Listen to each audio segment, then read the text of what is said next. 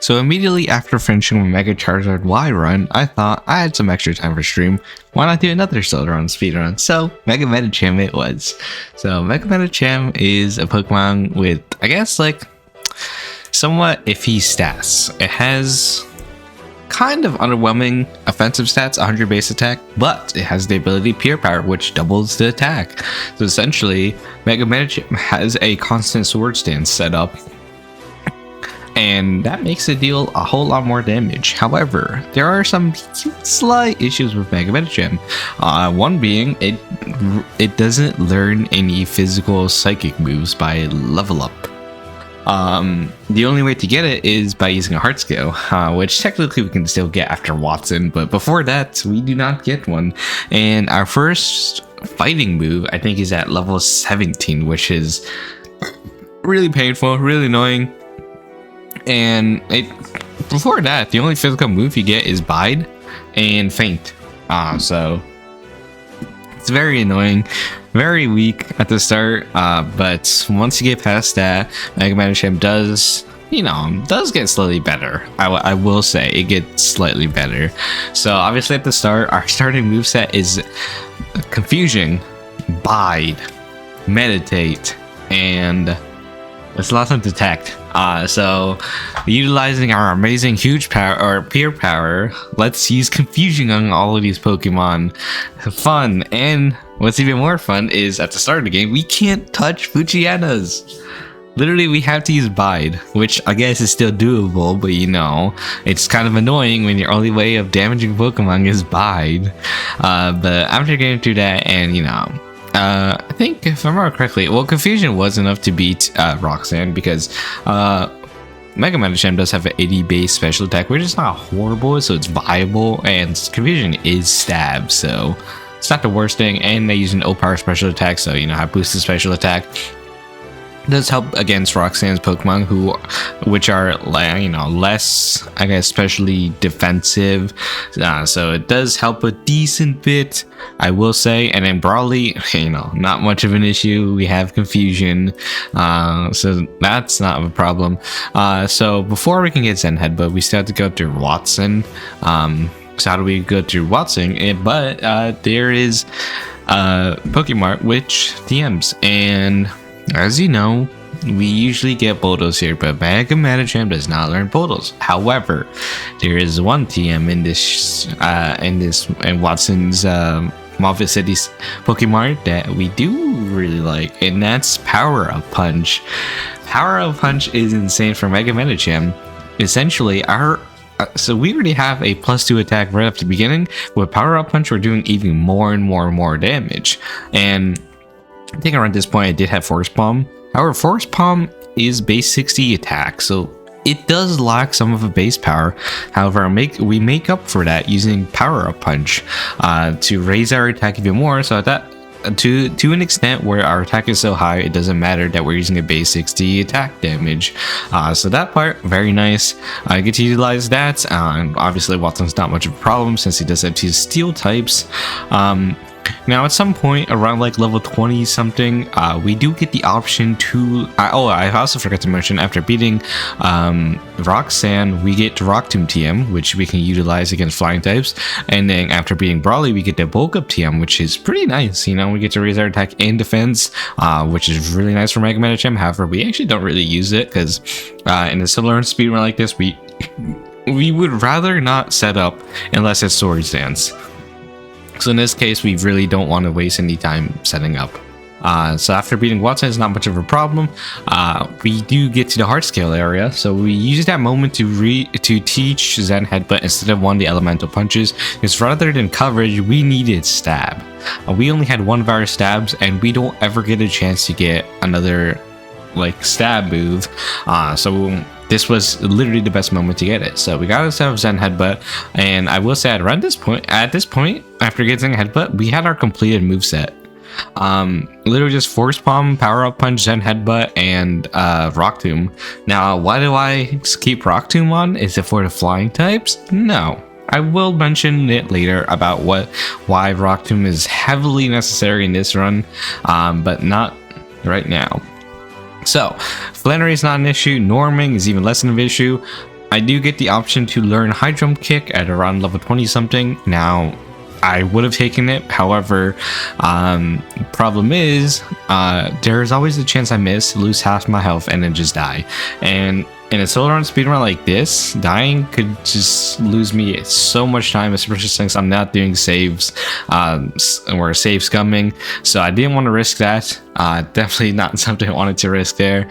I will say also, if you're looking at the footage on the screen, you see what Pokemon am I comparing it to. For this run, it is Mega Aggron. I just felt Mega Aggron is a decent Mega Pokemon that has a reasonable fast time. Could be slightly better, but I just decided to use this one as a good comparison for Mega Medicham as just a reasonable prediction of what I thought it would end up around. So I think for this one, I did still choose Archie or Alpha Sapphire just because Sharpedo, you know, Mega Medicham. Although we do get hit by rough skin each time we hit it, but still, it's still much better than dealing with Mega Camerupt. I think for the most part, if I don't have anything that can easily deal with Mega Camerupt, I always want to take Alpha Sapphire. Unless otherwise there's some other factor, like with Mega Sharpedo being annoying, that would dissuade me from that. But usually I would also always go for Alpha Sapphire. So with Nona, even though she's a flying type, it's not much of an issue. We utilize O powers and we kind of just rip through her, especially since we have Rock Tomb. Even though Rock Tomb is very nice for this, it's not completely necessary. This isn't the reason why I actually wanted it. But of course, we'll still get to the later because it's not important right now. So Tay and Liza, not much of an issue. We just kind of just take them out. They don't really have much firepower to take us out. Archie's not a problem. Wallace is also not much of an issue just because he starts off with Love Disc and we have Power Up Punch, so we just kind of set up on him and it's really easy to just kind of take him out. And after beating Wallace and, you know, Wally, what's his face, we take on the Elite Four. Now, the Elite Four. Right, so what's tricky about the Elite Four? So essentially first we take down Cindy, which uses Dark type, so it's obviously easy. However, there's a lot of Pokemon that do a lot of chip damage to us, so we just kind of be mindful about that. Still, we can kind of get through this battle with only using one potion after the battle. It's literally just we take rough skin damage, there's fake out sucker punch damage from Shiftry, and then possibly any swagger hits, confusion hits from Diana. That's kind of the big ones, but otherwise it's not much. He's not much of an issue. Now, going up against Phoebe is the reason why we bring Rock Tomb, because our stabs have zero way of touching Sableye. Psychic and Fightings does not do any damage. Therefore, I brought Rock Tomb. Now, what's important about Rock Tomb, or at least this fight, is I needed to use an O power. O power attack, so I have a +1 attack. Zen Headbutt obviously takes down Dusclops, which is really nice. And we can pretty much take down everything else with Rock Tomb. We could use Zen Headbutt, but there is a chance of missing. And since she uses Ghost types, we really don't want to get hit by a Ghost type move. And then Sableye, we just go for Rock Tomb on this because we have to one-shot it, and the only way we one-shot it is with the +1 O power Rock Tomb. Otherwise, it just doesn't do enough damage. Everything else, we can either Rock Tomb or Zen Headbutt, but for Sableye, we have to make sure that we can one-shot with Rock Tomb because it does have foul play, and we don't want to get hit by a foul play when, you know, we're +1 attack and we also have Pure Power, so. But then, okay, on my first run, I take on Glacia, and I'm feeling good because I beat Phoebe, my biggest fear. However, a Power-Up Punch was not enough to one-shot her. Glalie somehow lived on 1 HP, so got set up to hell. And that's a problem because her next Pokemon is Frostlass, and when we go for Rock Tomb, we miss it and just get one shot by Shadow Ball, which is some crazy bad luck, especially since around this time we are around 1 hour 34 minutes into the run, which means I think that if we didn't lose to Glacia, this would probably be the second or third fastest time. Which is kind of wild to think about and very unfortunate. And then we had to go to Cindy again, and you know. Actually, the second time I did lose to Absol, just because I think I hit myself in confusion from Mediana's swagger, so this is kind of annoying. Just gotta get through that. And after getting through that, I had to get through Phoebe again. I think third time I took on the Elite Four, I literally forgot to use the O-Power attack against Phoebe, which meant I couldn't one-shot Sableye, and then I lost again. So with those silly mistakes slowing me down, I finally got back. And then Drake is not much of an issue once I actually get some attack boosts on there. And then I think for